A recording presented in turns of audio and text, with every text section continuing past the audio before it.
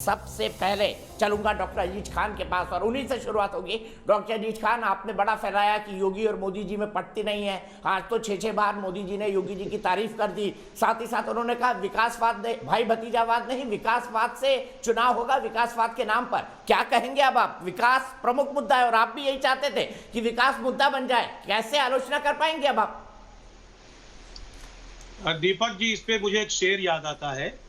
आज जिस चीज पर आप चर्चा कर रहे हैं, योगी और मोदी जी के ऊपर, कि दिलों में आग लबों पर गुलाब रखते हैं, ये अपने चेहरे पर दोहरा नकाब रखते हैं। देखिए, जो ये मुखौटा है ना, दिखाने के लिए कुछ और, करने के लिए कुछ और करवाने के लिए कुछ और। मैं उस पर आना चाहूंगा। आपने विकास की बात की, तो विकास में देखिए, आज बाबा महादेव की नगरी में आप माननीय मोदी जी वहां पर पधारे, इसमें कोई दो राय नहीं है, हम लोग उनका स्वागत करते हैं।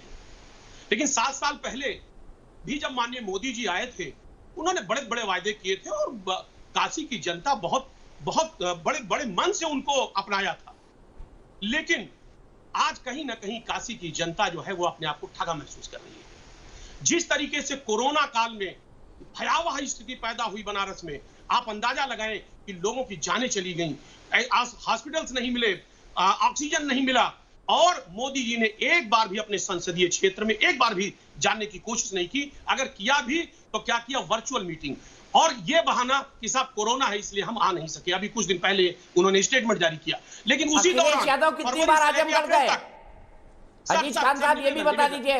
अखिलेश यादव कितनी बार आजमगढ़ गए, ये भी बता दीजिए। सर निवेदन मेरा निवेदन, फरवरी से सवाल तो बनता है ना, अखिलेश जी कितनी बार आजमगढ़ गए, ये भी बता दीजिए मुझे। मैं वो भी जवाब दूंगा सर। फरवरी से लेकर के अप्रैल तक 15 बार दौरा रहा वेस्ट बंगाल का, चुनावी दौरा रहा। लेकिन जनता देख रही है, सारी बातें समझ रही है। मैं आपको एक डिटेल बताना चाहूंगा कि प्रधानमंत्री जी के प्रस्तावक रहे हैं पद्म विभूषण छन्नू लाल मिश्रा जी। उनकी बेटी का देहांत हो गया, हॉस्पिटल ने 4 लाख रुपए लिए, मुंह दिखाने के लिए 25,000 रुपया लिया। वो बेचारे FIR कराए, आज तक उनको कोई पूछने वाला नहीं है। ये है चेहरा, ये बीजेपी का चेहरा। रही बात आपने विकास का जो जिक्र किया, मैं विकास के बारे में बताना चाहूंगा कि अगर देखिए विकास जिस तरीके से वहां हुआ है, वो मेरे ख्याल से आप भी जानते हैं। जवाब नहीं दे रहे हैं। अखिलेश यादव कितनी बार आजमगढ़ गए बताइए जीतने के बाद, इसका जवाब दे दीजिए। बाकी मैं आपका हर आर्गुमेंट मान लूंगा। कोरोना काल में अखिलेश यादव कितनी बार आजमगढ़ गए, ये बता दीजिए, सिर्फ इतना बता दीजिए।